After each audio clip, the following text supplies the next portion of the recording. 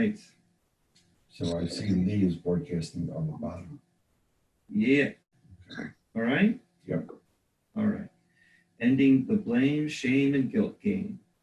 If you're to end the blame, shame, and guilt game, you must be willing to grant love-based forgiveness to all of your beliefs, including your concept of God and yourself. It sure sounds like what you just finished talking about. Yeah.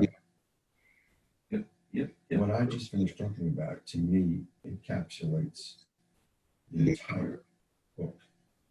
Right. The entire lesson that we need to learn on this planet. Well, I mean that if you want to end fear, ending the blame, shame, and guilt game is the first step in ending that fear. Yeah. All right. In our relationships, egoic forgiveness can only get you so far. Egoic forgiveness grants the perceived perpetrator of the crime a reduced or suspended sentence. This often does lead to an improved relationship between both parties, but it keeps fear alive. Mm-hmm. There's the recognition that although the violation did take place, each needs to make the best of the situation and attempt to get on with their lives. The emotions of blame, shame, and guilt still play in the background. Because of this, the parties often project their negative emotions onto a perceived higher authority. Depending on the individual's beliefs, this higher authority will be either some concept of a first cause, God, or themselves. If you have the belief that God is an all-powerful and all-knowing, God becomes the object to blame and is guilty of allowing this bad thing to happen. If you believe that God is a God of fear and judgment, someone's being unfairly punished or tested by this malevolent God, such a God is unworthy of your love and is something to fear. If God created this world, then it must be cruel.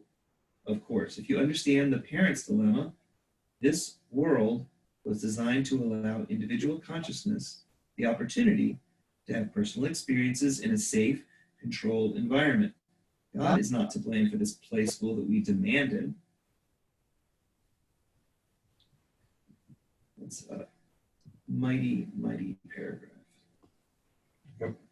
Perhaps it would be helpful to remember what our dream world of provisional reality was created for. In a fear-based thought system, this world was made to prove that you are limited, separate, and an effect of outside powers that are beyond your control. In a love-based thought system, your higher self reinterprets the ego's world of fear and transforms it into a neutral learning device.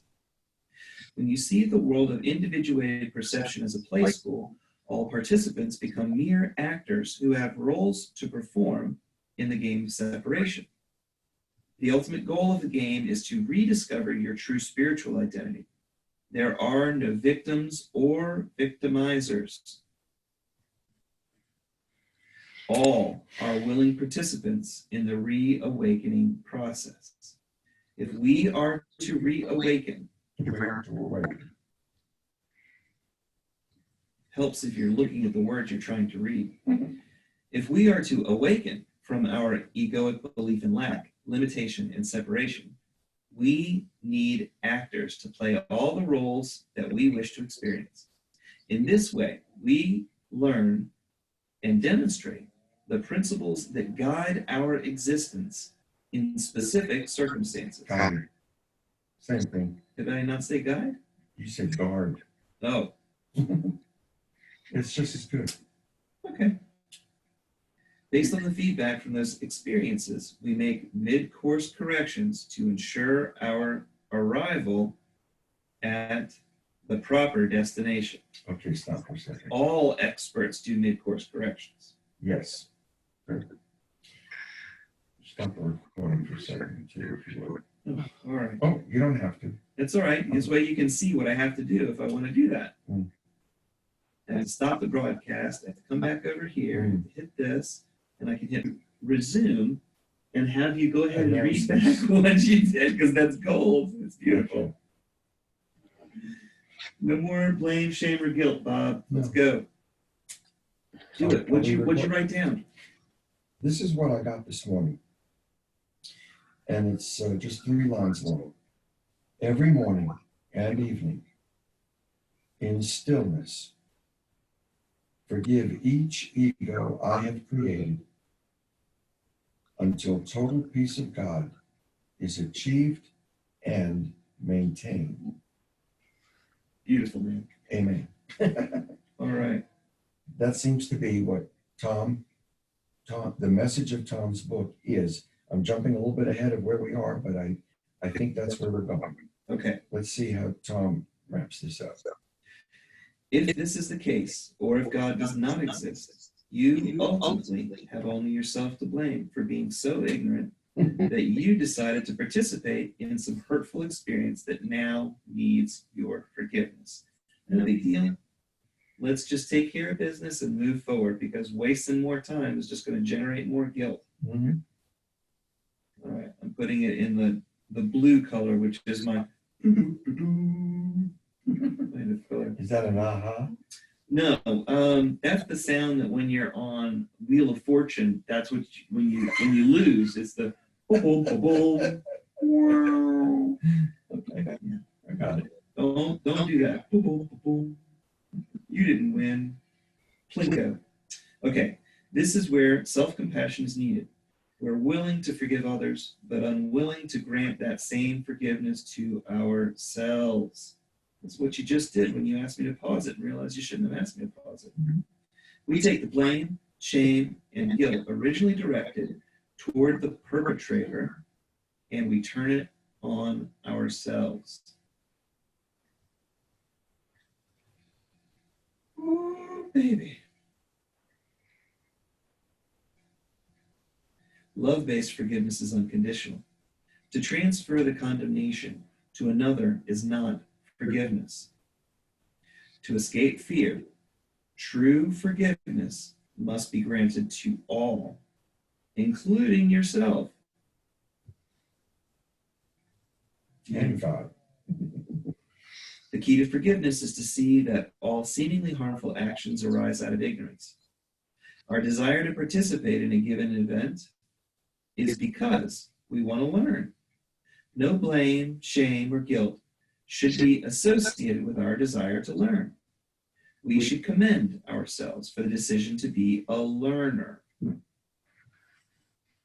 Self-compassion is the shift in perception that allows you to see beyond surface appearances to the purity at the heart of everyone and everything.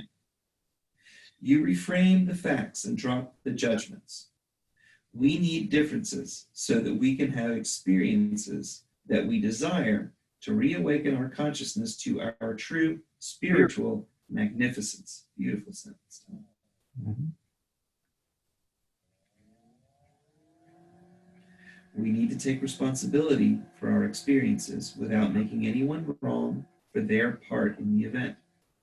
This is where the attitude of a continuous learner saves us. Without it, we fail to remember the big picture. The big picture equates to my notion of the fifth dimension. And we'll talk about that on and off as we move forward towards the end of this. There are no victims, only actors in the reawakening process of rediscovering what we truly are. With true forgiveness, if the event is recalled, no emotional charge will be associated with it. The event will merely be honored for the life lessons it provides. The guilt, shame, blame, and demand for retribution once associated with the event will have disappeared. I'd like to add something here. Go for it. Numbers are essentially neutral. If every single thing that we're thinking was just reduced to a number, there wouldn't be anything to judge. How do you judge a number? Oh, I like 9 better than 7. It's sexier. Okay. So if that's the case, then the answer to all of this may be that we see the whole world in terms of numbers and math, which is one of the reasons that the Einsteins of the world use formulas. And that takes judgment away and only looks at specific facts, which are numbers, and they are always neutral. Sure. It's only when you start adding Your meaning to it, that you- yeah. that you end up with judgments. Yeah. So one of the things that is happening here is that if we can think of things as numbers, which is what the fifth dimension is going to be about, numbers, math, and geometries, Okay. there won't be any reason to I'll buy that. That sounds great. judge. Mhm. It takes the judgment out by keeping everything neutral. Yeah. That said, it's just another way of looking at everything. There's the old joke about the comedians in a big conference. If they wanted to tell a joke, they had numbered all of their jokes from 1 to 1,000. So they just stand up and they say 49, Oh, and everybody laughs. That's a great one. I love 49. 49 was fantastic. 337. 337 is Hysterical. right on. Therefore, numbers normally, that's why that's funny, because numbers themselves don't have any joke unless you add meaning to it. So like joke 337, which is Lee, is a big joke. It's a big joke. It's a huge joke. I rest my case. All right. All good. Have a great day.